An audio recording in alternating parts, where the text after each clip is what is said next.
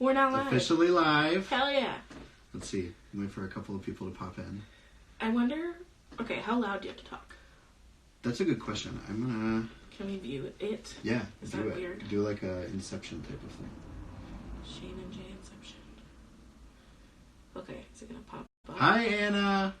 Hey! Thanks for just taking awesome photos of us. Oh, okay, I see it. Hi, Carissa. Oh my god, I didn't even think that she'd be I know she'd watching. be watching. She's like, I'm gonna go lay on the couch. Hey! And she's like, but I'm gonna pop in and, you know. What's up, the ghouliest ghoul? Oh, your volume. Thank you. Our volume's perfect. Perfect! Yeah. Thanks, Carissa. Oh my god, I'm watching me? Watching. I Sorry. know, like Inception. It's an Inception. Can I moment. share this to mine? Try. The answer is no. No.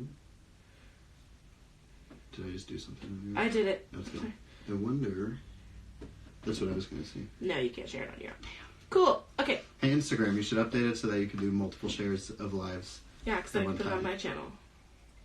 Anyways. Here we are. So, everyone, we are here. Thank you for being so awesome and waiting for us to have another week in between being able to do this Q&A. The weather just sucks. This winter has sucked. We've been talking about it all weekend. It's been miserable, but we're fine. Yeah, we're living. We're living in the chilled weather and the cold weather. So this weekend, Comfy Fat Jay, we've had such an incredible time. Like, it's just been such a refreshing time to be able to hang out with you. Yeah, we and get just to know you. only just met this weekend for the first time in real life. Like 48 hours ago? Yeah. Literally, like But we're 48 hours besties ago. now. Now we are besties. And so we're not going to give you all the details of what happened this weekend because that will come at a later date. But we are going to do this Q&A. And so we're super excited to have you all join us. Looks like we've got about 13, 14 of you. So the way that we're going to work today is we're going to introduce ourselves, talk a little bit about who we are, and then we're going to jump into some of the questions you submitted earlier this week. And so we'll get some from mine and from Jay's account. We also have some questions that we thought about talking about that we'll share with you. And then at moments, we will pause and break and jump into if you are asking any questions on here. The and magical we'll jump screen. in. And we'll jump in. Yeah. Great. That sound good? Yeah, that's great. Let's do it. Okay, so I'm Jay, as Shane said. You can find me at Comfy Fat Travels, and Comfy Fat everywhere else. I use they, them pronouns, and I mostly blog about, like, fat accessibility and the intersections of fatness and gender. And yeah, that's what I'm doing. Jay's awesome. You should follow them if you haven't at Comfy Fat. Definitely go follow them and check out their page. Yeah. And my name is Shane Stinson, also known as Plus Size Trans Guy on Instagram. I'm still kind of breaking into this Instagram blogger, whatever type of influencer field. Jay and their partner Carissa has taught me wonders this weekend and it's just inspiring more to do some of the things like this. But I identify as a trans man who also is queer, and I use he, him pronouns. And yeah, like I said, we've just had a really wonderful time and just excited to be able to answer these questions for you and get to know each other. I also wanted to make sure I said that I'm non-binary and also identify as trans. So I just want to put that out there. And I'm queer. So respect that and be mindful of your questions when you're asking them, because just be thoughtful about how people identify and the things they're experiencing. Hell yeah. So some of the things we said we wanted to talk about is, one, we'll kind of address how we met and how this all came to fruition, but then some of the topics we're going to cover today is gender, dating, sexuality, some plus-size clothing, fashion, body positivity, and then some of the things that you submitted for us. We'll jump into some of those. So Jay, do you mind, just kind of starting how we even came into this moment, like how we got to know each other and how this started? Sure. I mean, I don't really remember much, but we just been mutuals for a while. Mm-hmm. And Yeah. I have a YouTube channel where I'm sort of going in this direction of making videos called Jay Learns Things, where I hang out with people and they teach me a skill that they have or about something they're passionate about. And I live in the Midwest. I live in Kansas, and it's been difficult to, like, find other people in the blogger, influencer community who want to do that with me because I'm in the fucking Midwest. And so I, like, was talking to Shane, and he was like, wait, where do you live? And I was like, fucking Kansas. And he was like, I'm in Missouri. And we were like, holy shit, it's only 2.5 hours away. And we kind of just, like, planned it, like, a few weeks ago, and then the weather interfered. But otherwise, it's been a very quick, like, jump into friendship.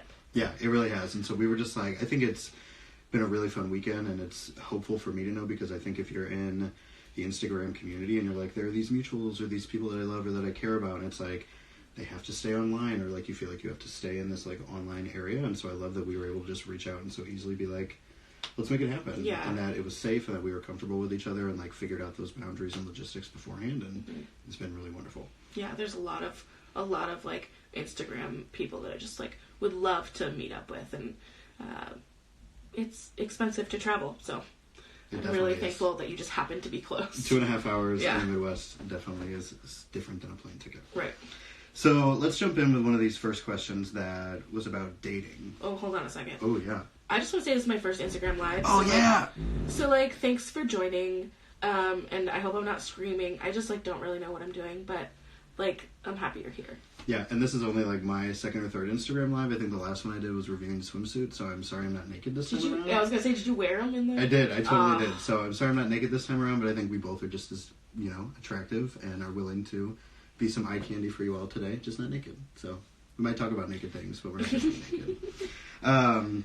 So yeah, dating is the first thing that we're going to start chatting about. Okay.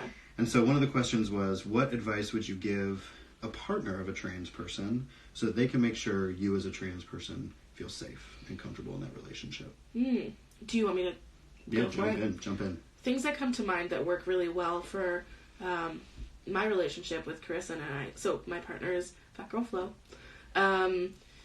She's just like always wants to communicate and check in with me about how anything feels. So when we first started dating, we talked about terms of endearment, and because she knew I was non-binary, and she wanted to know like if I'd rather be called baby boy or keep it completely general or non-gendered. And those are the kinds of questions that you really have to like be comfortable talking about. So I just feel like that's the advice I would give, is that I want everyone else to have a partner they feel safe with talking about those little details that matter so much in helping you feel like you can be your most authentic self with the person that you're like the most intimate with. Yeah, definitely. And I think me as someone, so when Sequoia and I started dating, so her is at Powawam, Powahwom. That's a hard one. Yeah, it's a hard one, but you can find it. She doesn't have a lot of followers. She's more of the other side of Instagram where she likes to scroll for hours and ingest and learn things rather than the outside facing things. But you should give her a follow. She's super cute. But I think, so when Sequoia and I started dating, I was super out as this trans person who uses he, him pronouns. And so a lot of those things, you would assume were not topics of conversation. Right. But I think what was great about Sequoia and I is that she didn't assume, and she always asked those questions of like, what do you feel comfortable with? And so I think what's important to note is that no matter where you are in your trans identity or how you identify or whatever you think about that those conversations are important at any part in that journey. And so I think jumping from even terms of endearment, but thinking about like sexual experiences or dates or, PDA, asking what you're comfortable with. I know one thing for me that I really do not, this just goes to my chest dysphoria, I don't like it when people like play with my boobs or like find them as funny or like cute because it feels uncomfortable to me. And so that's like things that we talked about where it's like, yeah, it's great if you do this, but maybe not this, and that doesn't feel and that can vary to me. For different trans people's experiences. So like and it can vary in trans people's lives over time. So like I have had times when I felt very dysphoric about my chest and other times where I don't, and I don't exactly remember my point, but just basically that I agree. Yeah, that we agree. So Jay, let me ask you, this isn't written down, but like, so how long have you been dating as a trans person? And have you had, how does it feel differently to date as your authentic self and living as who you are? That's such a deep question. Sorry, I didn't mean to. No, that's okay. Let's do it. Jump in. I've been dating as somebody who like identifies as trans for I would say, okay, so I've been out as non-binary for like 2.5 going on 3 years, and before that I was like feeling like maybe I was like a trans dude and wanted to medically transition, and that was like feelings that had come up and been shoved away for many years.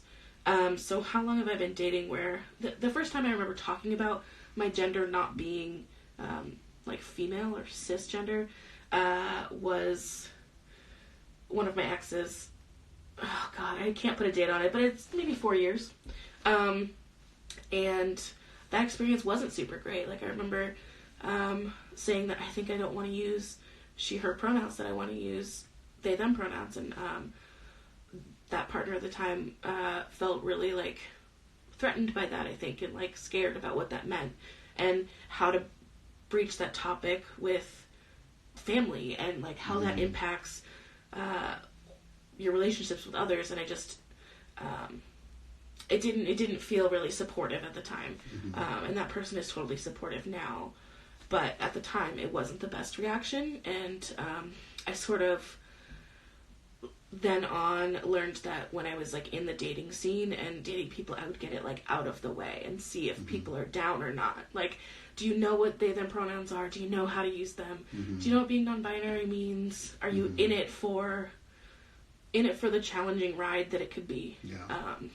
And since then, I mean, I've felt so, like, confident and comfortable with the people that I've dated, especially the most comfortable with Carissa, just because she's, like, the most amazing, supportive, ride or die kind of person. I don't remember, what was the question originally? It was just like how long have you been dating as a trans person, okay. and what does it feel like to date as your authentic who you are? Yeah, it feels, who your authentic self I mean, it's a relief to date someone who, like, truly sees you. I can't express to anybody who's never, like, had to think deeply about their gender.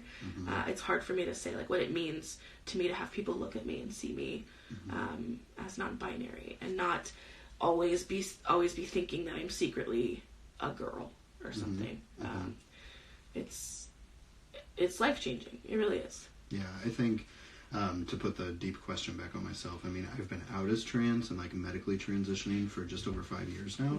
Obviously, my trans journey extends way beyond those 5 years, like I'm sure for both of us. As they do.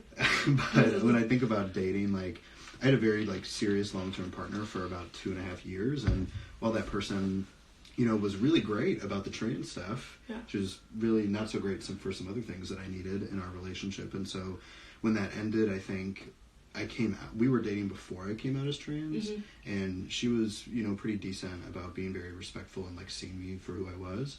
But I also have, like, the privilege of being somebody who falls easily within a box and within a binary with my gender identity.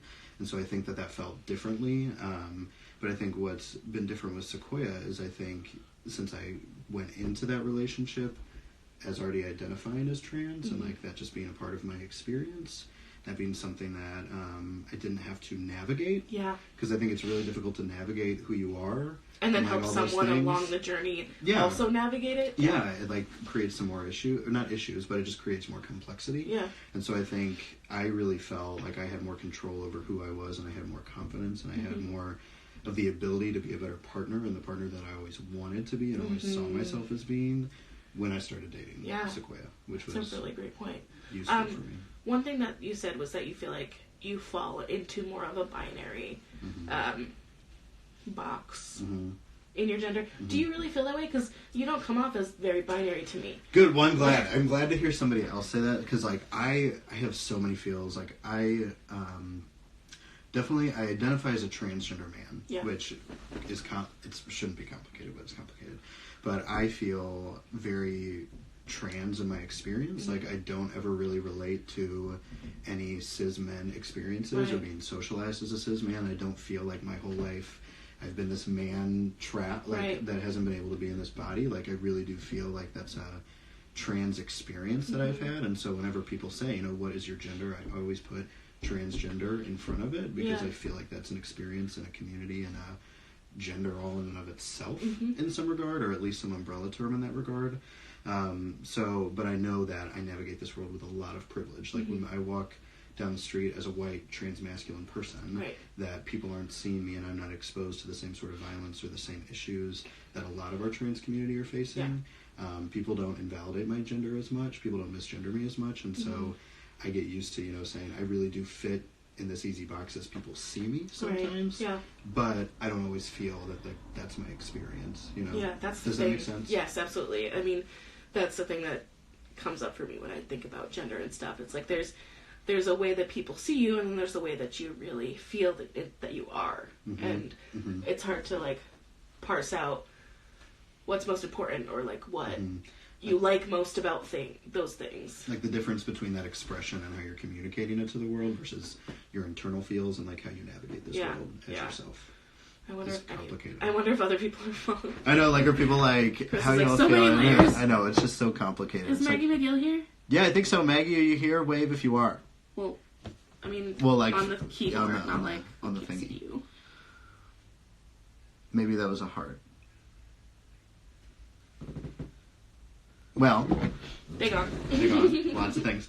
But so I think definitely what we were talking about. There's so many layers. It's like an onion. If I'm a very I was born in '92, so Shrek is like a big part of my existence. So I always think about onions, and I apply that to so many things, like lucky us. My sexuality and my gender, and like just navigating this world. It's complicated. It's complicated. So, do you care if I ask you a question about sexuality? Ask me anything. Okay. And I'll let you know if I don't want to answer. Yeah, you just tell me. Yeah.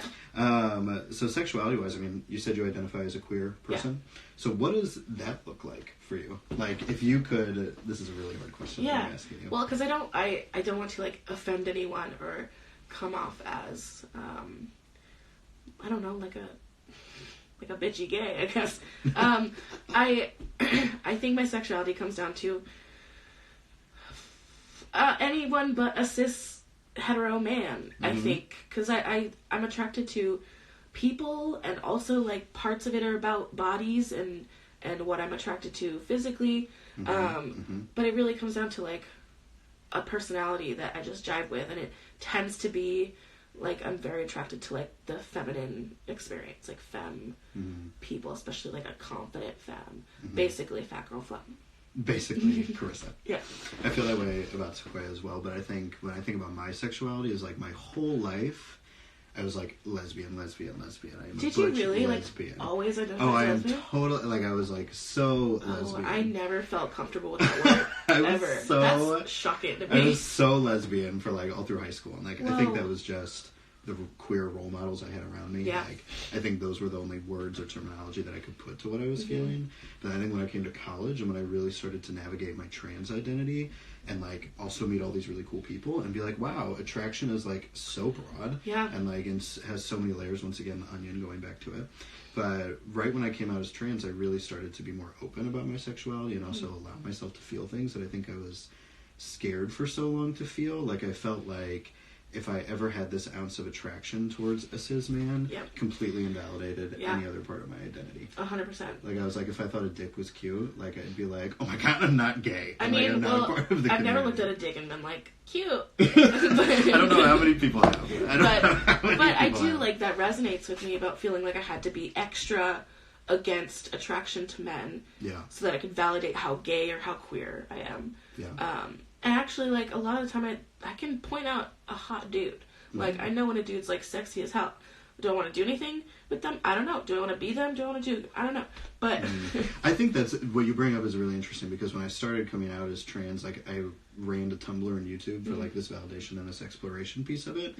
And I remember, like, just being so enamored with, like, these pictures of men, and me really trying to navigate, like, of cis men, and me trying to navigate, do I want to be them or do I want to fuck them? Right, because you think they're hot, but like, do you think they're hot because you want to look like that? Because do you think that's the ideal of like what I wish I looked like? Yeah. Or do I want to bone them?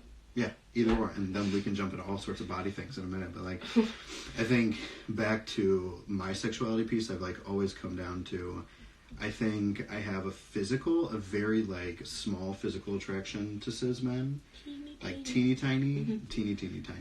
And I know I could never be in a relationship with a cis man. That's the thing too, yeah. Like I could never be in an emotional partnership with a cis man. Only for my previous experiences, and I always feel fulfilled and in love and feel those emotions and that romantic feeling and that connection and that sexual feeling with women identified people or trans femme people. But then you start thinking like that's because of the way society is and the way we build men to be. And so if we like, it's possible that there are cis men out there who are not completely terrible. So maybe I could, I don't know. That's why I say queer, just because like it's a rainbow. It's an umbrella rainbow. It's such a good point, because like I could see myself being open to, well, like, I'm in a really committed relationship and I'm probably never going to date anybody else again because I want to marry this woman. Sorry, Sequoia, for embarrassing me. But if I were to be back into that field, like, I would totally, like, date and or fuck a trans man or, like, date and or fuck trans femme people. And there might be some, like, cis man out there that would, like, completely wow me and be like, I am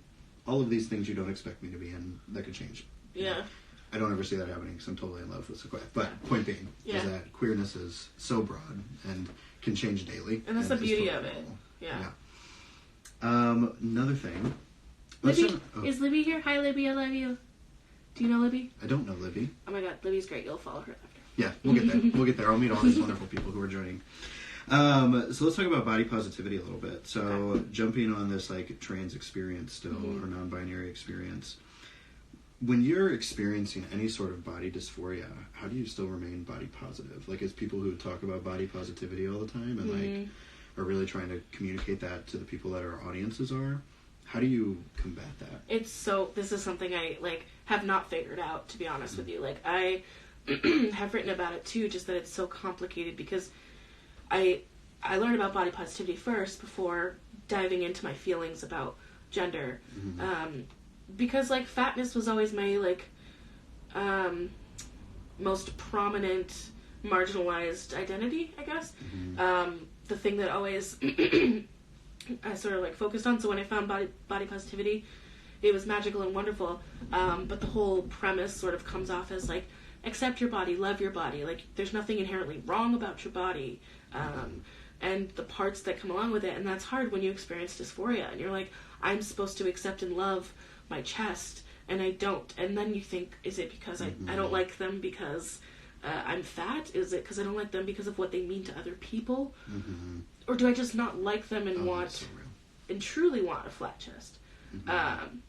It's complicated. I think, like, something that's kind of opened my eyes to it is that I think body positivity is, it's kind of like level 1 of, like, navigating this, like, fucked up diet culture, whatever world we're in. And I think you get to a point where you feel like people should be able to do what they want with their bodies as long as they're, like, being critical and thinking about, like, what their intentions are, where it's coming from, and balancing out what their priorities are. And so, like, yeah, I think people should be able to get plastic surgery or get lip injections. I can't say that we should be against, like, that kind of stuff when there are people who transition because of being trans and need different surgeries and whatnot. It's very complicated. I love clearly haven't pieced it out. No, and, like, I don't think if there's anybody watching and it's like, what are the answers? If they're looking to us as, like, share us the answers, like, I as a 26-year-old and Jay as a 27-year-old. If you don't mind me sharing your age. Don't have it figured out. Like, me being, you know, out as trans and medically transitioning for 5 years, like, it does, like, dysphoria doesn't go away. A lot of it, you know, there is some stuff that's better, and I mean, granted, I am so much happier and I'm so much more thankful for a lot of the pieces about my body and, like, how I navigate the world. But I think it's so like, there are no right answers to this stuff, and it really takes that dive in and, like, really feeling how you feel and what ways make you feel better and what ways don't make you feel better. Because I think, like, for me, I really navigate this with, like, top surgery. So if none of you don't know, I haven't had top surgery. I know that some people do think that I have, and we'll talk about, someone asked me a question about bottom surgery later, and we'll get to that. But I haven't had top surgery, and a lot of that comes from these negative feelings that I fight about myself on what representation looks like as a trans person. And so when I look at myself in the mirror and I say, I shouldn't have top surgery because I'm not going to look like so many of these popular mainstream trans masculine people you see on Instagram are getting, you know, all these views, and because they're, like, stereotypically attractive to the general public, and that's what's digestible and what people love to support. And so I'm like, I constantly battle myself because I really do like to be as body positive as I can be on a certain day, like as day by much as I day can handle. Yeah. But I challenge myself all the time because I'm like, I don't want to have surgery, and I think there are a lot of trans masculine people who probably feel this way, because I've had some people message me about it before, but say, I'm not going to have surgery until I look this way. And so, like, going back to that diet culture, that shaming, that feeling like you have to be, you know, something different than what you already are so that you're ready or valid for that surgery. And so I haven't had top surgery, and that's something that I battle every single day. And I think one of the ways that I do it, if like I'm really experiencing dysphoria with my chest, I like literally, and this is hard, so this is not an easy thing to do, but I like get completely naked and stare at myself in the mirror. And I try to desensitize a lot of my negative feelings about things. And so I try to look at each, you know, intricate hair, freckle, lard, like, that's an awful word, but like ounce of fat, or like anything that you don't feel comfortable with, or that you see yourself struggling with, I look to and I try to really think about it in a positive way. That's the thing that Carissa always talks about, is like, she just like has taken so many photos of herself and seen herself from every angle so that nothing shocks her and nothing feels like foreign or scary to see. And that's something I'm working on. I always try to get photos from this angle because I know this side of my face and I love it. And I really want to work on like seeing myself from other angles and accepting and loving those pieces. Yeah. Which takes time. And like, you know, I've tried to, especially like with my dysphoria surrounding my chest, I look at it and I say, so what isn't masculine about this chest? Right. You know, like I try to desensitize these thoughts of like, the way you're looking at it has to be this way, or what the world tells you it has to be. And I try to look at it and say, why wouldn't this be masculine? Why isn't this what I want it to be? And that doesn't mean that I still don't want to have surgery, or that, you know, that I could navigate those feelings, but I try to really, in each moment, find something that's really positive and really meaningful about my body and have a good relationship with it. And I think it comes down to like following other people that you see what you need to be seeing to like accept that bodies are different. Like Addie Delvell or whatever is like a cis dude who has a large chest, and like nothing's inherently sexual or feminine about that. 100%. So yeah, we just went on like this really awesome tangent. I'm like seeing people saying like, this is so good, like so many good conversations, this is revolutionary. That makes me so happy to hear. So one thing, we're going to do another question, but while we're answering that, if you want to post any questions that you have for us that you would like us to specifically answer, go ahead and drop them in, and we'll give you a minute to get them in there while we answer another question, and then we'll break off to get some from the audience. I hope that's good with everybody. Good. I think one other question I wanted to ask about body positivity, which is really thinking about how we navigate that and how we come to it, is what does your, and I want this for you individually, what does the process of loving your body look like for you? It's a long process. It's a multifaceted process. What does the process of loving my body look like? Well, okay, here's the thing. I'm learning a lot about like body liberation, and I'm trying to find more resources to read about it, because I'm not like, whatever, I'm not there yet. But at some point, you want to be okay with the fact that you might not love all parts of you, and you don't have to, because like if you think about people with chronic pain, like how can they, you can't tell people they need to love their body if it's not working the way that like that able-bodied people who are preaching it are saying you should love it. But I think like doing the active things, like looking at my body more, like you were saying, and combating all the negative bullshit that has been so ingrained in me that I don't even recognize is coming up all the time. And Carissa's really great at helping me change my language about things. I think that's a big part of it, is changing your language around the types of words you use to either describe yourself, your body, or describing a situation. So, for example, I was in like a Home Goods once, and I like sat on a chair while I was waiting for Carissa to go to the bathroom, and I was like, as I was sitting down, it broke. And in that moment, you think, this chair broke because of me, because I'm wrong, because I'm bad, because my fat body. And like Carissa's really good at reminding me to like change my language around that. The chair is wrong. The chair wasn't made properly. The venues that I can't fit in were made improperly. And I think that giving yourself that like acceptance and that like tender care is a huge part of loving your body. I love that word tender. Like, yeah, me too. And I truthfully, like, I love what you said about people who may experience chronic pain or chronic illness, or like all of these things that we so normally are like, well, go get outside, take a hike, do like, some yoga, like things like that, or like, you know, go to the gym, or all of these like toxic ways that we can think about self-care. Yeah. Which, you know, for some people it absolutely works. It's not all toxic. I don't mean it that way, Yeah. but just for some people it's not going to work. And so I think really being tender with yourself, like going back to that word and thinking, you know, really taking the moment to think about what does it mean to be tender with myself? Yeah. And what does that look like? What does tenderness look like? And then how do you intrinsically do that for you? And so I think about, like, for me, that's waking up and do I want coffee or do I want water? What does my body want? Am I super tired and I'm really struggling to wake myself up? Maybe some coffee. Or I have chapped lips and my skin is really dry and I feel like I'm needing some water. And so I try to truly listen to what my body is saying. And so if that means my knees are achy, maybe I get a heating pad, or maybe I, you know, take a bath, or I get a candle, which is also, like, some things don't always work in those ways, but truly listening to what my body is needing. And I think to loving yourself, I think it is such a day by day, a minute by minute, like really getting to know your body and knowing that all the work that you do for 5 years towards loving your body could be ripped away in a second. It and can. then you go on this next wave of, okay, what does it look like? So I don't think there's this perfect, here's what you do to love your body. I think what you do is it's this commitment to, we were talking about it with social justice yesterday. Yeah. It's this commitment to, I'm going to make this active choice and be on the bumpy road that it will be for the rest of my life. Right. And just one other point about that was you reminded me that, like, being present with your body, and that can be really hard for somebody who's, like, maybe a super fat like me, or if you're trans and you're like, I just want to, like, separate myself from my body to survive. First of all, totally valid. That got me through high school. But, like, feeling like I just, like, brought myself back into my own body and being like, okay, what's going on with me in the moment? Like, what am I feeling? Am I uncomfortable? Even when I go out walking with people and I don't realize, like, I'm busting my ass to keep up with people. My body needs me to slow down. Yeah. I think that's a great point. point. So let me scroll up. I'm going to get real close to y'all and look at what some of y'all are saying. Let me go try to find the beginning of these things. Yeah, that was it.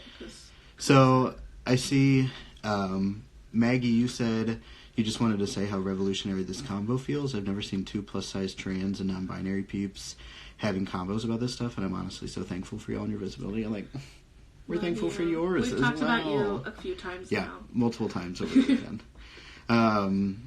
So I see a question of, like, how can allies support these ideas? That's a good question. I think we kind of talked about this yesterday, and if you want to jump in and interrupt me, please feel comfortable doing so.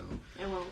But I thought about how we talked about this truly being present in what somebody's experiencing, and knowing that as an ally, you might not be able to fix a situation, you might not be responsible for that situation, but you can always listen and validate and support what somebody is experiencing, and see yourself as someone who's providing an act of service and love towards somebody else, rather than someone who's just trying to fix or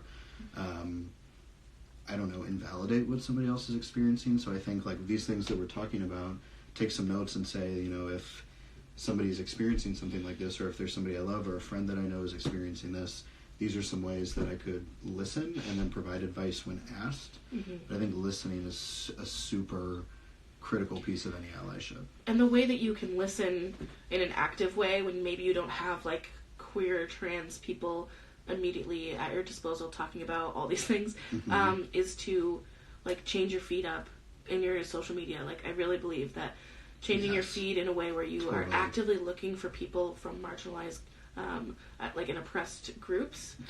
So people of color, people with disabilities, queer people, trans people, people of size, like super fats, following these people and just, like, broadening your own scope of what it means to be trans, because there is no one trans experience, there is no one fat person experience. And so broaden it, and that's how you're listening, is that you're paying attention, you're valuing these people, you're sharing the great content that they're putting out there, because, like, we do be putting out some good shit. Like right now. So support that. So thank you for that question, TJ George. So Libby's here. You're so here for this vulnerability. Thank you. What are some ways you have felt the most supported in your sexuality? Ooh. I have an answer. Do it. Okay. Jump into it. The most supported in my sexuality. Okay, so let's see. as a non-binary person who is like a masculine person and likes to be sort of in control. I guess it's nice in your sexuality to know that there are no rules or expectations or roles that either or however many people are involved, people have to adhere by. Like, I think that sexuality and sex should be completely individual to the people involved, and like conversations about like what works, what are you into.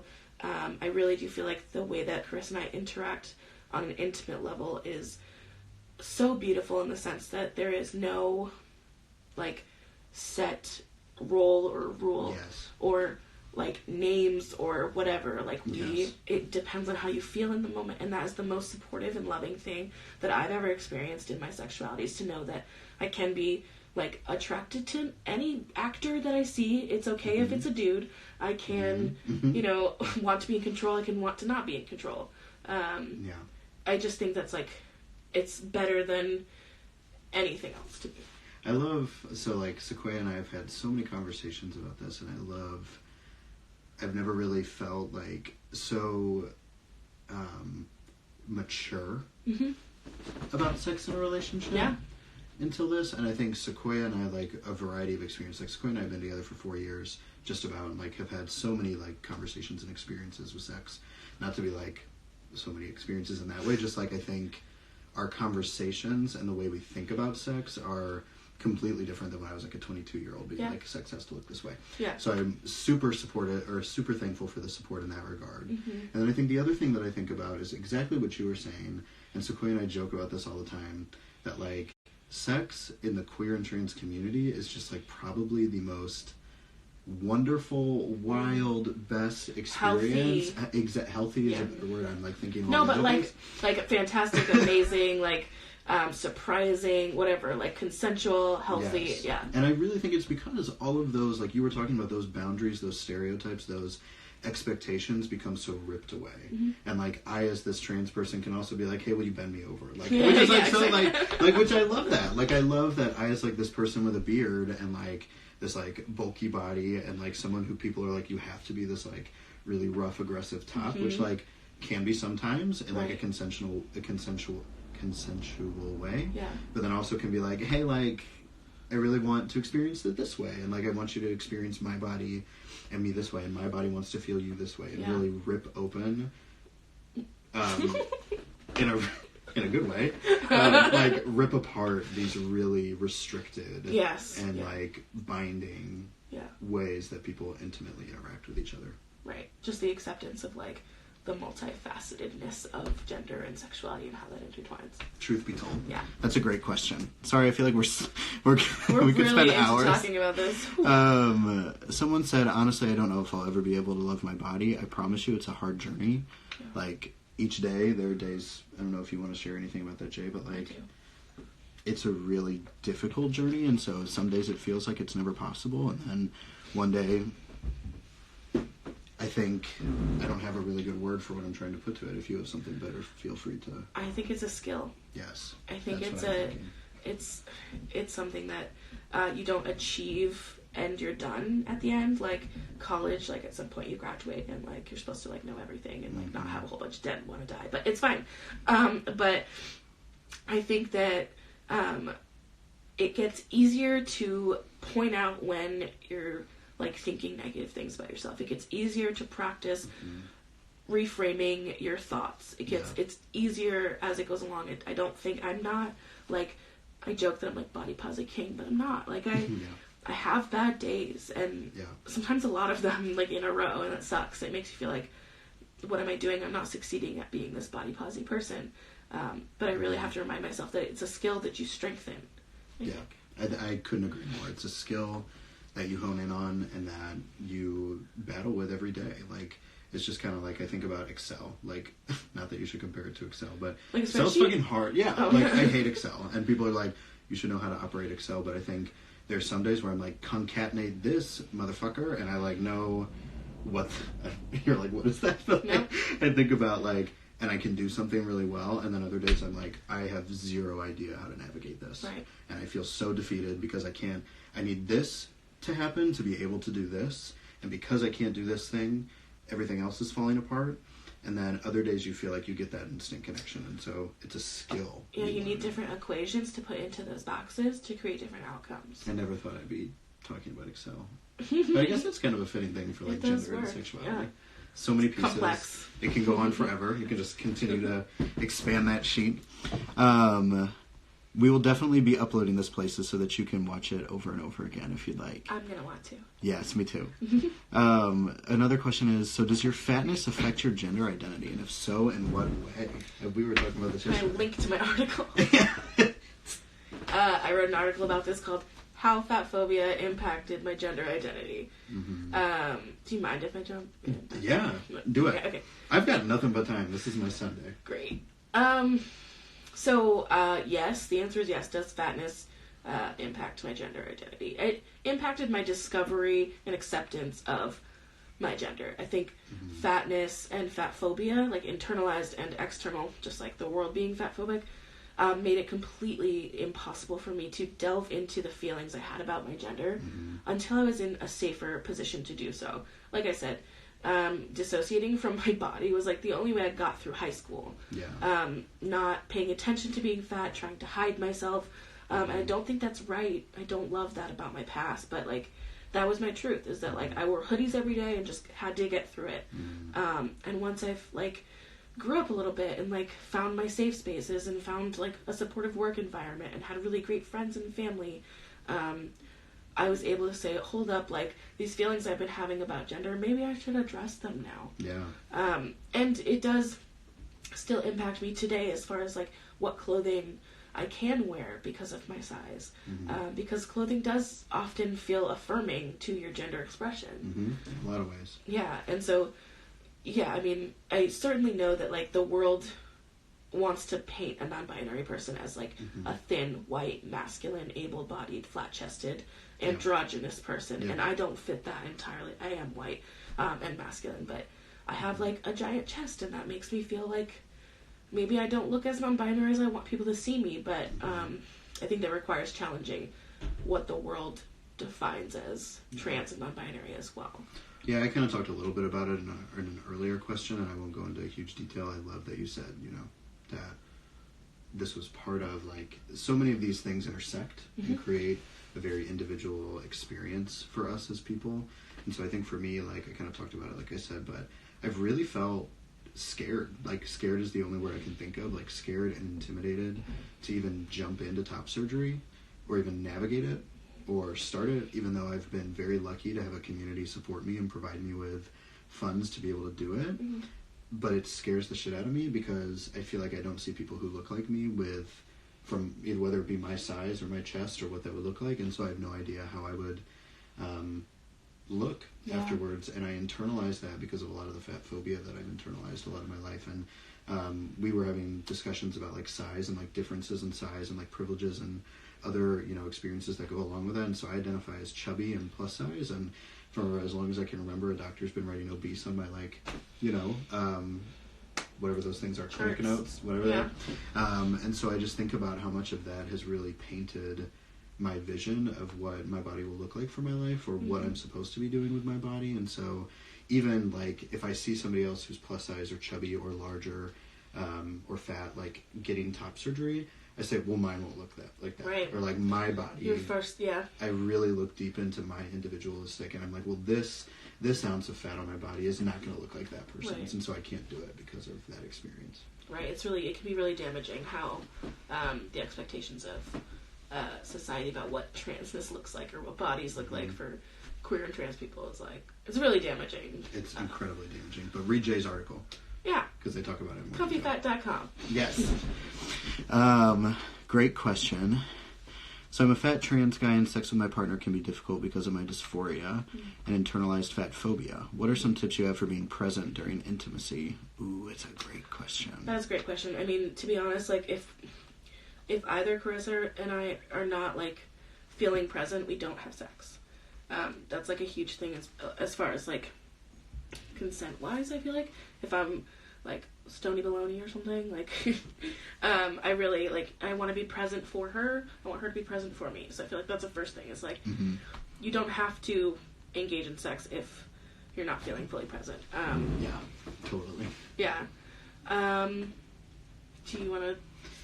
Yeah, I think for a long time I felt a very internalized pressure to be this like stereotypical masculine lover. Like I really felt like I had to be the top and be able to control a lot of these situations, and I felt really nervous that if I ever wanted to experience something different, a partner would never be able to do that, or they would never want to, or they would never want to do it with me. And so I think one thing that I've just been really thankful for in one, following really sex positive and wonderful people on Instagram has been helpful. But I think what I've been thankful for in regards to me kind of getting older is talking with people more and really being open to talking about it. Yeah. And I think one thing that's so taboo about sex is nobody ever wants to talk about intimacy or sex. Right. And I think you can find out so many things about yourself and support yourself and your partner in your relationship and your, you know, relationship with sex if you're opening that conversation and talking about it. And I think if you're really nervous about performing things or doing things or engaging in that, I think a conversation is a really good stepping stone to be able to start to open those things and say, it sounds silly, but I think the more you do it and the more you practice it, to say, I really like it when you do this, or I would really feel more comfortable if we did this, and like, or even make it fun, like being like, what if we tried this one time, and like, I've really thought about you in this way, and like making it a part of your romance and that conversation and that continuous openness about your relationship a part of it always. Which can be so hard. I feel like it's easier said than done. I've never been in a relationship before, my current one, where I felt comfortable giving that kind of feedback or asking for that kind of feedback. And it makes so much sense that you would feel like not present with yourself if you're feeling dysphoria. And I really think that like you want to remember that sex is supposed to be enjoyable for all parties. So like if it's not working, like have those conversations and get creative and like find ways to make it work for you. I don't know like specifically how, I'm trying to think of like an example of like how, I mean, I guess with the chest stuff, what you're talking about, like I don't want anyone to like play with my chest, but like I also don't want you to avoid any part of my body because you're like afraid of it. Conversations with your partner is really the only way that you can like find that like safe and comfortable space to problem solve, because that's really what it is. It's like problem solving. Yeah, which is a skill everyone's going to need in their life. It's a skill. But I think the other thing that you bring up is I also think something we haven't talked about yet is trauma. Oh yeah. And like people who experience trauma and what sex can be like for people who have experienced trauma in any regard, like whether it be sexual or something else. And so that can make these conversations even more hard. Right. Or like if you've experienced a certain environment when talking about sex with your family or with your friends, or if you've been shamed, or if you've had something happen to you that was unconsensual and was an assault, like some of this stuff becomes even more difficult. And I always suggest like therapy is a phenomenal tool. Trained professionals who have learned these things and talked about these things. And if you're feeling like something is too much of a burden or something is really, really hard for you to overcome by yourself, know that that's one, normal, and that two, there are trained professionals and therapists that can help you. And then even sometimes that you can invite a partner into that space when you feel safe and really navigate it with them and know that there's a trained professional who can help you moderate that conversation. And I just want to like end this thought with saying it's totally possible to find ways to stay present, to have amazing sex, whether it's like super fat sex, whether it's like hella trans sex. Yeah. It can happen, and it'll be great. It totally can. Next question is: being active in your own body and positive learning is rough for me because of my depression. How do I activate those positive feelings? I wish there was like a magical, like, well, there are magical pills, I guess, but I wish there was like a magical answer of like, this will make you feel positive when you're depressed. In my deepest depressions, nothing was able to like pull me out of it. I think like just noticing when you need, like we said, like trained professionals and maybe medication, like that's what has worked for me. And that's the hardest thing. But you like noticing when, like, oh, this is not just my, like, the sad. This is, like, I'm real sad and real depressed. I don't think that it has to be your goal to be body posy, royalty when you're in a deep depression. I think, like, survival, it's okay for, like, survival to come first and, like, mental health to come first, and then, like, get to that body posy lifestyle. Yes. I think that's a great point. And I also, sorry, I'm laughing. My friend Kay, who's, Kay, I hope you don't mind me, like, saying this. They're non-binary and they're phenomenal. Yeah. They're making fun of me because they said I look like my dad. And I'll show this to my dad and I'll show it to Scott, and you all get a good kick out of it. My dad looks like Mario. Oh my god! So I guess I kind of look like my bio dad too. That's cute. Anyway.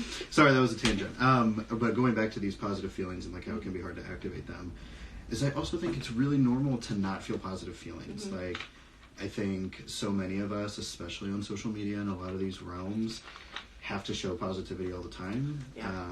Because I feel like people think it sells, and I think people also feel like that's the only way you prove to the world that you're, like, living your best life. Like, I was just having a conversation with a good friend about this, like, just how so much of what you see isn't true. And so, like, even if I look, like, sexy and positive all the time on my Instagram, there's some days where I'm like, I really don't want to get out of bed. Yeah. I don't want to go to work. Yep. I don't want to deal with this problem, or I don't look good today, or I don't feel good about my body. Panic attack and then crying. Yeah, like, truthfully, and that it's normal that if those feelings last for a day, a month, a year, like, that you're not alone in experiencing that. And I think more people need to talk about how it's normal to experience those things, and that sometimes it might not just be a month, or it could be truly 3 years of you trying to work something out and get to a better space in your head mentally, and, like, for you existing in the world.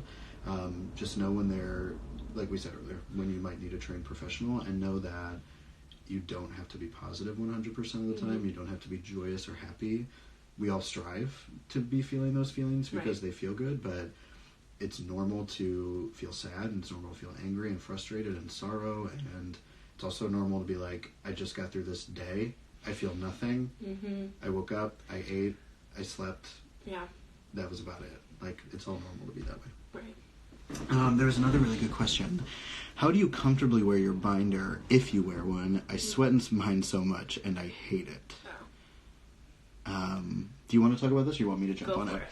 So I think my binder is...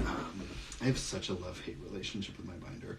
I will say that recently I've started wearing GC2B binders, which are a completely new experience for me, and I really do love them. But I will admit it was hard for me to love them at first, because I was so used to, and this goes back to, like, body positivity and how I feel about, like, my fat body, was... I love to have a binder that was so thick that it even covered up my stomach and covered up all of these parts and smoothed me out. Yeah. And so GC2B doesn't, like, they only have the flattening part on your actual chest, and the rest of it is just, like, a thin layer of spandex, and so, or whatever material it is, sorry if I don't know. But when I got it, I was like, oh my god, I can't wear this, because I'm so not used to my body looking this way in clothing, or it's changing how I feel about my favorite shirt, and, like, all of these things. And so that was something really that challenged me to start, like, picking up my belly and being like, you look really cute, and, like, this is, like, a mesh top that's, like, kind of like a crop top, and, like, my belly is totally rolling over, and that's totally normal. And me, like, experiencing my body in that way and fitting in clothes that way was a challenge for me to get used to. But I think wearing it and owning it, and once again, like, normalizing how you look and how you feel, and finding that love for your body when it's difficult, even if it means, like, grabbing this roll and being like, you are a part of my body that's important.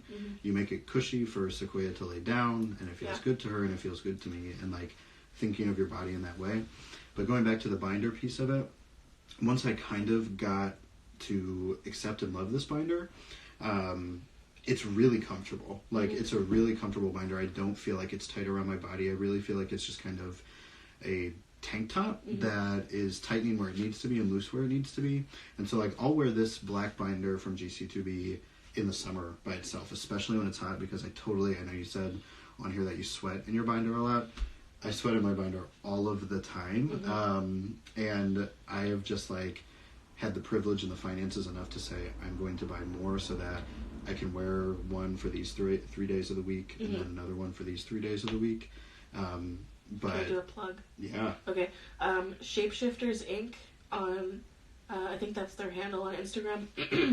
they do custom binders, and that can be pricey. However, I do know that they've been doing some giveaways, so like definitely go follow Shapeshifters Inc. I believe INC. They have really cool designs too. Yeah, they're really cute. I've been like, I kind of want to spoil myself. Yeah. But I think about one of the ways that I do is I do feel more comfortable in my binder, but I also have this relationship where I seriously do take it off. Like, I know that's really hard for people who are trans and have any chest dysphoria and really enjoy wearing a binder. But you have to build a relationship with your body to be able to take it off because it is safer for you. And figuring out what that looks like. For me, that's looked like putting on this really oversized hoodie where it can still look flat if I go to Walmart and not having to wear my binder. So I think finding ways to, even though it's really difficult, finding ways to still love your body even when you can't have that one piece of clothing. It's very difficult, but it's also one of those skills that you learn and hone in on in practice. I would say too that, I mean, my experience with chest dysphoria has, I've navigated a little bit differently because being like a super fat, there's not a lot of binders out there that really can flatten and also fit me. But not wearing bras anymore was really like the first thing that alleviated some dysphoria, because I felt like my chest was so big that when I wore a bra it was like putting them up and in my face, and like I just felt like it was drawing attention to something I didn't want drawn attention to. And so I do wear baggy-ish clothes, and I know that you can see I have titties, but that has helped me feel a little bit less like, oh, they're like up in my face. But a binder, I've loved wearing binders in the past. They're just hard to come by. Yeah, they really are hard to come by. I remember, even just like now, I feel like an old trans person when I call myself a trans grandpa sometimes, but I remember when like I first started experiencing like wanting to wear a binder, and the only binders I could find that had my size were across the country, and like doing international shipping and like sizing being so different. And even then, like, you know, I think about how far we've come to have like Shapeshifters doing custom sizing. Like for me, I even have a permanent, I had a half binder that was like a Velcro for a long time, and I have a permanent like carve out of my body because it was too small. Oh no. And so I have this permanent mark from it, and so I just remember it's so cool to have companies that we can use now that are able to custom fit these things and be able to make a more individualized approach to the trans community. Right. There's How another many question. people do we got? We've got 30 still. Like, so many of you have been hanging out this whole time. We're going to answer one more question, and then we'll go back to the prompts, and then we are coming up at an hour, and you've all hung out with us for like quite some time. But we are going to save this, put it on lots of places so that you can share it and rewatch it as many times as you want. Oh, Carissa did say that Shapeshifters also has a fund for people to donate to. Awesome. I believe. And there is Point of Pride, I think, is something that Aiden Dowling has where he will do binder giveaways. So there are lots of resources where you're able to get these things for free, or being able to navigate that. There are lots of resources there. We'll try to link some if we post this anywhere on YouTube or other things. The last one was, I'm at the beginning of questioning my sexuality, and it's weird for me because I've been cishet all my life. How do I start to figure this out at 26? Chris Crawford, hello. Yes, Chris Crawford. Well, you said you're 26? Yes. You're early. Welcome. You're not late. You're not, You are not late. You're not, like, too old for anything. Yeah. How do you... Oh, we only have 2 minutes remaining. Wait, it says you can only do an hour? Yikes. Okay. Yikes. We can always come back, I guess. We could post it if we wanted to. Yeah. We Okay. could do that for a little bit. How do you... I mean, I think, first of all, accepting that, like, sexuality can be fluid and doesn't have to stay in one place. So you don't have to think, like, oh, I've been bisexual this whole time and didn't know. Like, maybe not. Maybe, like, you're evolving into a different realm of being. Like, having it be okay for things to be gray. I think that's, like, a big thing. You don't have to feel pressure to decide or come to a conclusion or anything. Like, your sexuality is yours. It's, like, one of the most intimate relationships you have with yourself, and it's not about anybody else. Yeah, I think basing off of what, Jay just said, is that there is never this expiration date. Like, queerness, trans identity, like sexuality, all of these things. I mean, I know I'm 26 right now, and what I've come to know could probably change next year, or when I'm 70, or like whatever other experiences impact me throughout my life. Like what I know now could be completely different. And I think you haven't missed anything. You haven't like lost any time. Like there's still so much opportunity for you to really navigate this queer identity and navigate who you are and where you want to be and what your future is going to continue to look like. Should we do a wrap up? Yeah, we're going to do a wrap up. We're going to come back in just a second, do a couple more questions, but we're going to post this one because who knew Instagram gave you a time limit? I didn't know. So if you want to keep following, just jump on that next live train and we'll post this one and then we'll figure out how to share it later. Also go follow me at Comfy Fat Travels. Yes, go follow them at Comfy Fat Travels. Okay, cool. We're back. We're now live again. Welcome back if you're still hanging out. Or if you're coming back. I wonder... Yeah, we might. I forget that it takes people a minute to come join. Come back to me. This has been so cool, though. I know, it's super cool. I like this. Maybe we can do something like again. Yeah, I think we totally should. And like, I was looking, Carissa, obviously we've been talking too much today. Carissa like put a request to join, so I think we should try that sometime. Yeah. Because like, since we don't live in the same place. Yeah. So we're back. We've got like 12 of you back. We're going to probably answer 2 or 3 more questions. Yeah. So if you have anything that's super pertinent, put it down there. We'll see if we get time to jump into it. But let's start with, I think this is a big one that a lot of people in the queer and trans community wonder how to deal with and worry about trying to navigate throughout their life. And I think Jay and I both have experiences we can share with this. And we're going to kind of do 2 questions into one. But somebody asked me on my page, have you ever had to deal with parents or family not accepting you? And if so, how did you? I've been very grateful and privileged to have an incredibly supportive family. My mom kind of knew before I knew. Like, well, she didn't know before I knew, but she could see that things were happening. And she just came out and asked me, and she was like, are you trans? And I was like, Mom, I don't know the answer to that at this moment in time. Give me about 3 more months and I'll come back to you. But then when I did end up coming out, she was incredibly supportive and was just like, whatever I need to do to continue to show you I love you, like that is the biggest thing. And my mom has done panels and she's thrown benefits for me. Like we've organized drag shows for me to raise money for top surgery. Like she put on this whole cabaret last year about like my coming out experience and brought all these singers and all these people and like told our story. So wow, she like really jumped right in. Jumps in. Like she is an activist at 56, 57 years old and jumping in. That's beautiful. Incredible. My dad took some time to come around to it. He was super, when I came out as a lesbian in high school, he was just like, I don't comprehend. And not because he didn't want to love me, but because he had all of these plans for me throughout my life that he knew were going to be completely changed. Right. But when I came out as trans, this is a quote that is found in numerous articles that he said that really resonates with me still to this day, is he said, it's going to be really incredible to have the son I've always wanted and have really always have had. And I remember at that moment in time in my journey, that was really important for me to hear. The biggest thing he was concerned about was just medically if I was going to be okay. Right. And I debunked a lot of that with him over the years, and he's a phenomenal person and has come so far in his journey about like social justice and just like supporting people of a plethora of different identities. And so I had a really wonderful experience with my parents and multiple of my partners and a lot of my friends in college.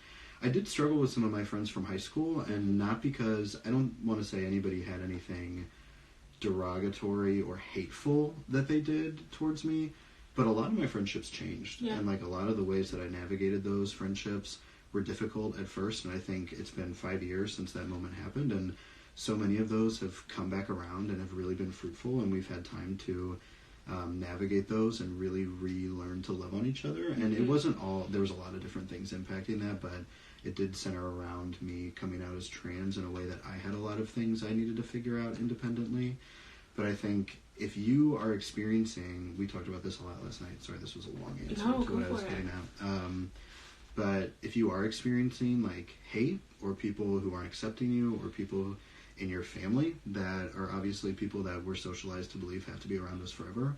We were just talking about this, that at some point people have to accept the consequences that if you want to live any way whatsoever, and if you identify in any way whatsoever, if there are people around you who are not supporting you, they're going to have to accept those consequences that they might not be in your life. And I think you learn these boundaries of, here's how many graces I can give, here's how patient I can be, and then at some point it's saying, I need to love and respect myself enough to know that I deserve better than this, and so here's that tie. Yeah, I mean, that's a hard one. It's like, that's easier said than done. That's something that I am not an expert at. Mm-hmm. That's not something I've figured out yet. I have, my parents also have been very supportive when I sort of came out as trans first, and I told my mom, like, I think I might be a dude. I might want to medically transition. She was very interested, wanted to know all the answers with that I didn't have. Mm-hmm. She also started calling the local library, being like, do you have any trans books? When they said no, she said, well, you get on that, you need that, which is just awesome. Very supportive and loving. But, you know, as I've, like, sort of evolved and, like, found my authenticity in non-binary identity, and I use they, them pronouns, it's been really hard to, like, for some people to make the change in the language and stick to using the right pronouns, and I find that really, really, it really hurts that the people that are closest to you might not have it all figured out, and I definitely give a lot of, like, patience to especially my parents and my stepdad, who's, like, the one who's, like, taking the longest to come around to using the language properly every time. I give a lot of patience, and I think that at some point I do have to learn that you don't get to keep making mistakes. At first, I really want people to try and make mistakes and be okay with not getting it right. Like, it's okay to fuck up and say the wrong thing and correct yourself and be corrected on pronouns. But at some point, it's 3 years in, your parents should get it. Like, at some point, it's harmful. Like, yeah, at some point, it's really harmful. You're really saying you don't see me, you don't practice on your own when I'm not around, and you don't see how important it is. Yeah. So I wouldn't say that I'm, like, an expert yet, and I'm okay with admitting that, like, I've got some work to do there. And, you know, even with me, like, Sequoia says that I'm too nice of a person. And not that you can ever be too nice, but you can not set boundaries. Yeah. And I don't set boundaries very well.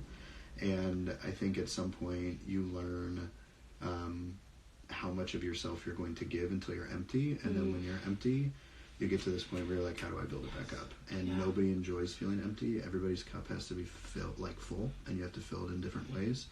And you can give and give and give, and to the point where you are empty and you're expecting, you know, people to be able to give, but they're not. And I think setting those boundaries are really healthy. And I think for me, especially with some of the people who couldn't get it, and I say this about when I came out, is I really had to surround myself with people who I didn't have to coax to be supportive, because I couldn't be a teacher 100% of the time. Right. And I needed to have people around me who I didn't have to prove, or I didn't have to educate, or I didn't have to, like, carry them along with me. Like, I really needed people who were just able to affirm me because they got it. I think, can I just say it? Yeah. I think that's why I felt so, like, I was telling Chris, I feel so restorative, like, rejuvenating, to be around more, like, queer people and trans people who, like, we can sit up until 11 at night, like, sitting in a circle talking about, like, gender and not feel like I have to limit what I say or define every word or acronym that I use. It's like, it's really as restorative to have people in your life that just completely get you. Like,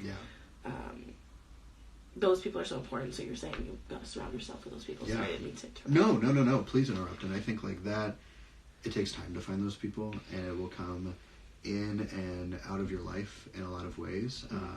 But I know that I think it's really important when you are on this journey, whether it be with body positivity and embracing your body, or your queerness, or your transness, or any part of your identity that you're learning to love, you need to have people who are going to gas you up. And, like, because the people around you who are not supportive of that, or who are unable to lift you up in the way that you need to be, are going to bring you down. And, like, that's such a cheesy, cliche way of saying that, but in those moments, you know when you want to be an educator, and you know when you just need someone to, like, pass you the beer, or pass you the croissant, or, like, pass you, like, whatever you want, and, like, you just need somebody to be a friend rather than someone you're trying to educate and bring into the fold, rather than someone who's already there. And I think making those connections are really critical to starting to embrace yourself for who you are. Right.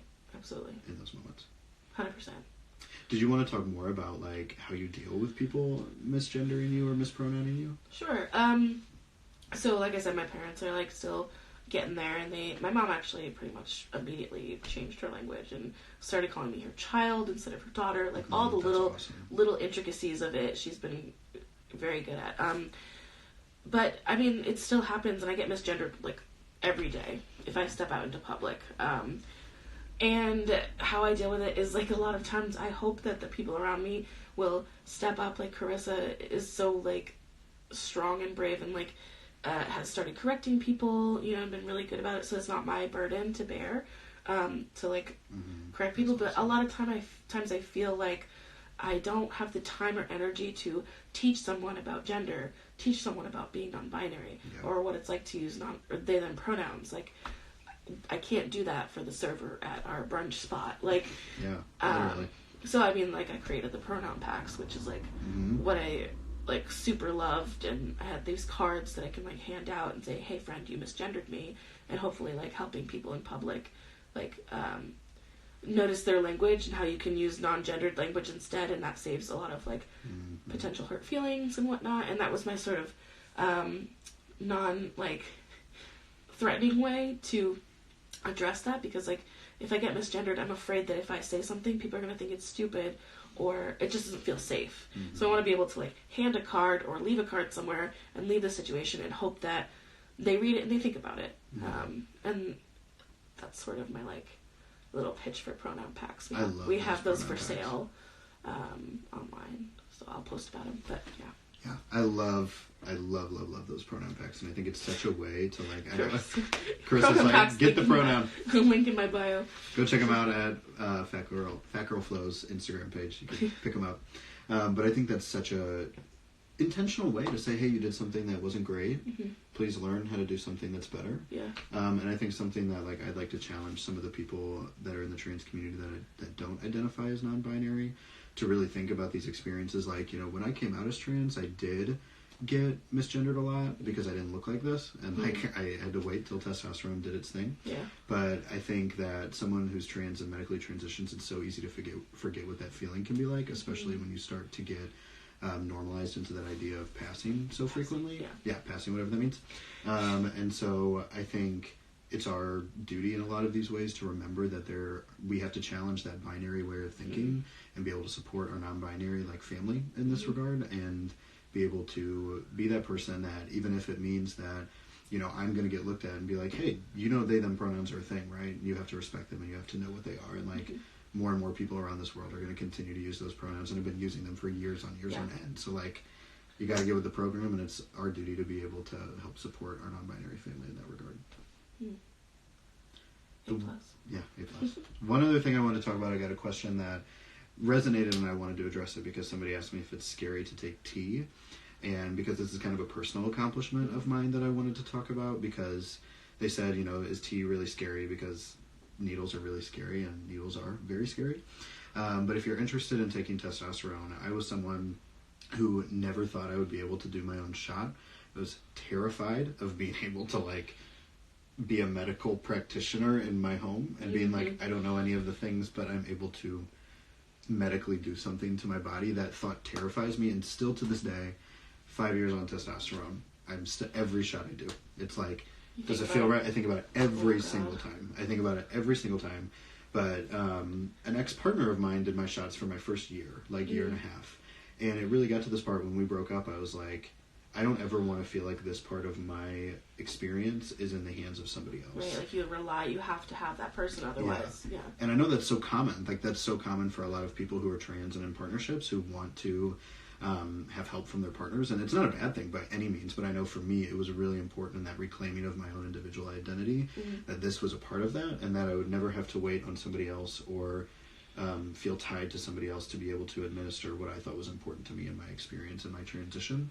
And so I went and sat at the doctor's office, and my nurse that gave me my first injection of testosterone held my hand and taught me how to do it. And then to this day, I mean, 4 years later, I'm doing my own shot every 2 weeks. I got to do mine on Monday, actually, so tomorrow. Yay. Which, you know, each time I still get that anxiety and I get late, but you can overcome it. And a tip that the nurse taught me, if you're ever nervous about what it feels like to, like, inject a needle into your body, is take a stress ball, like one of those little, like, thingies that you love, that I don't know who actually uses on a daily basis. Maybe some people do, I should, you know.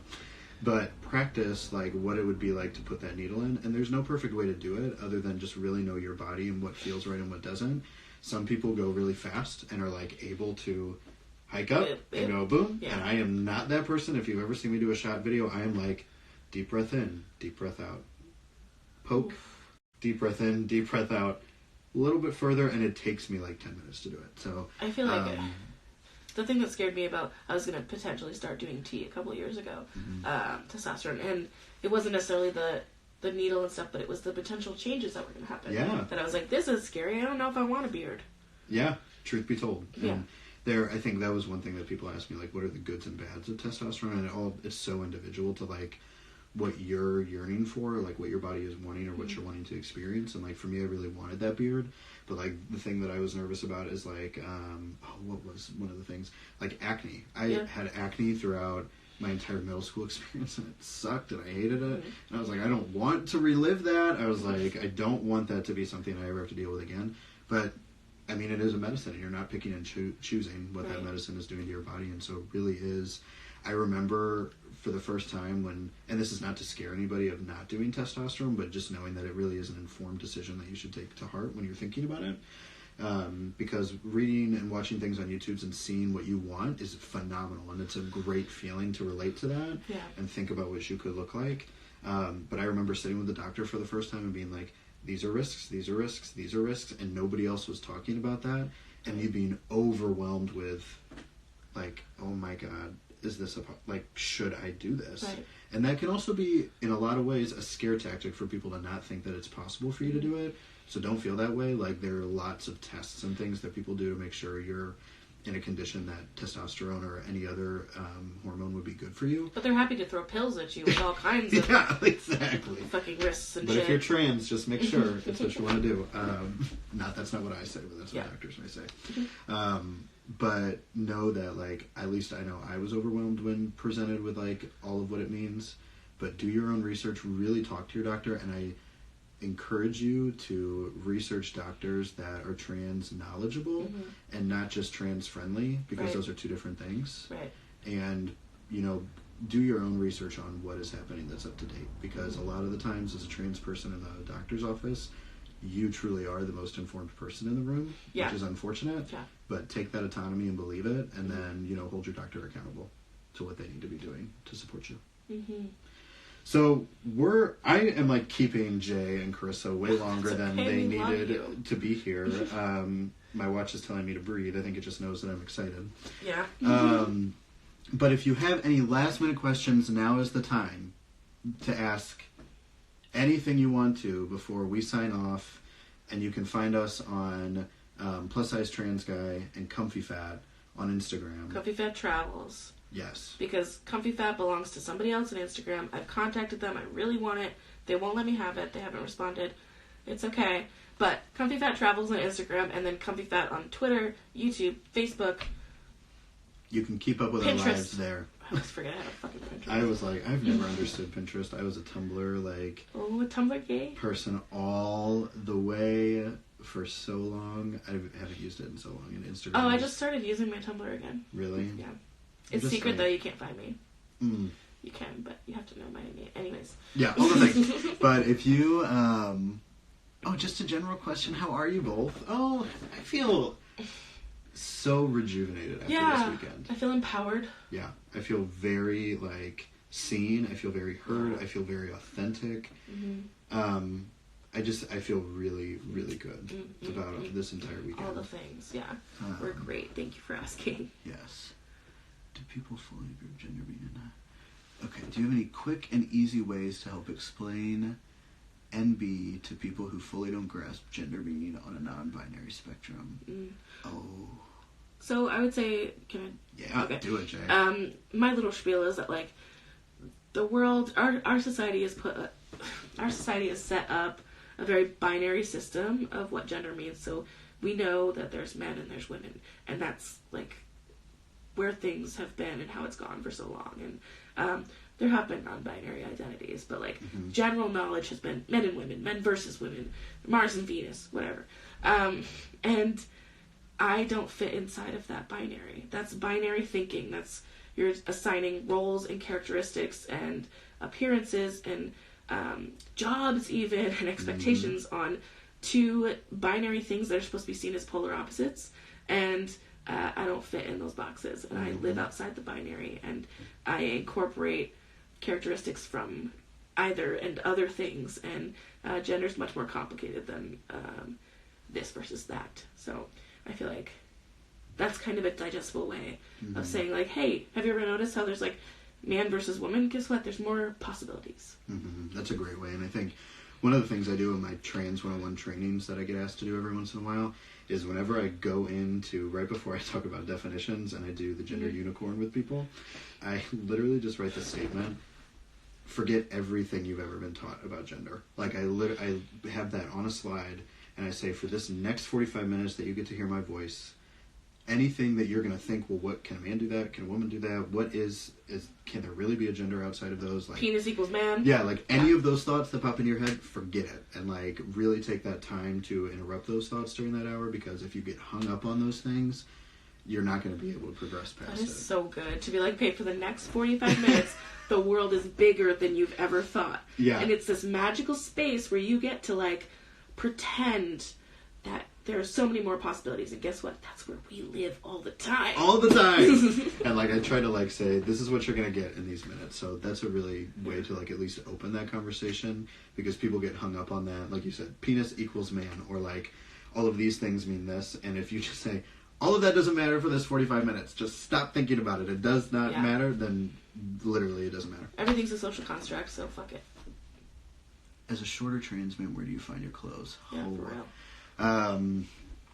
God, it is a love-hate relationship with pants ever since I was a child, because I've always been short. Same. Old Navy, I actually wear a lot of women's pants at Old Navy. I use the petite size, like 16, and they fit me really well, and they fit my length, and they fit my hips well, because I do have like very noticeable hips. I also, I haven't tried pants from ASOS, but I want to, so I'll do a review of that sometime. That's a good idea. I'm trying to think. Old Navy is, really my go-to. Or Levi's jeans surprisingly fit me well. Yeah, I would say not, restricting yourself to, only shopping in either men's or women's. Yes. Look into, joggers with the cuffs on the bottom. Totally! These have the cuffs on the bottom, so even if they're a little long, it's okay. As far as being a super fat, a bigger than Old Navy kind of person, JCPenney, King Size Direct, Destination XL. I wear jeans from Torrid and Fat Trunk jeans, which they're new, so check them out on Instagram. Yes, lots of places. There's so many questions. I know, I love it. This is so cool. This is incredible. So we need to do this more often. Yeah. We definitely need to make time to connect with you all more, and we can do more of these. Someone asked, this is such a good question. What is it? It's my question is about how you might be negotiating your relationship to femininity, whether that be clothing or presentation. Okay, can we do this one? Okay, yeah. Okay, yeah. So good. Sorry, Carissa. Just love us. Do you have anything you want to say? I feel very close to the femme experience, but I'm not a feminine person. I have masculine privilege in the world. I navigate the world in a very, we love masculine people and the standards are different, and so I want to acknowledge that, but I do feel internally I just feel closest to the femme experience, and I just think that comes back to being okay with the gray and not feeling pressure to be all in one direction or all in another. Yeah, I think for me that's great. I love that idea of owning it, but also not being that full one experience. I think for me, I really rejected femininity for a really long part of my life. I felt so hard against it because I think it was forced upon me in so many ways. I remember having to wear a dress for my 8th grade graduation and being I fucking hate this. I hate every minute of it. And I remember, that being the only way I was told to be feminine, like clothing. Mm-hmm. Like clothing was such a specific way to be feminine throughout my entire life. And I think after starting testosterone, after really like becoming more comfortable with how I look in my masculinity and what my genre of masculinity is, I like that fancy way of saying it. Like how you define masculinity. Yeah, exactly. How I define masculinity. I've learned that femininity is so much more than just a dress or like hair. And I've loved like playing with lipstick. Yeah. I've loved my mannerisms. Like literally, this is from the women's section of Forever 21, and it's one of my favorite buys of 2018. And I've just really started to find this love relationship with the femininity that I felt like I had to suppress for so long to be seen the way that I wanted to be seen. Living your authentic self, like, really allows you the freedom to just accept and be okay with, like, whatever feels right to you, fucking go for it. Okay, so we're going to save this live. I know Jay and Carissa have to go. They have animals to take care of, and they've spent so much time with Sequoia and I. It's been so lovely to be able to hang out with you all this afternoon.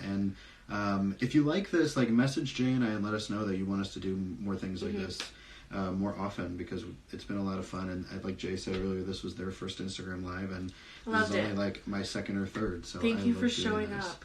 Yeah, thank you for being here, like, engaging. Really like, we've had so much fun with you all. So we'll save the first Instagram Live and this one. We'll both put them on some form. Figure out how to put that somewhere, because I don't know technology very well. A highlight, or whether it be on Instagram TV, which neither of us have ever done now. So we'll figure it out. We'll find a way, and we'll share it with you so that you can watch it forever and always. But we love you all so much, and thank you so much for spending time with us this afternoon. Yeah, thank you. Have a good rest of your day. Hearts and rainbows. Oh, I love that.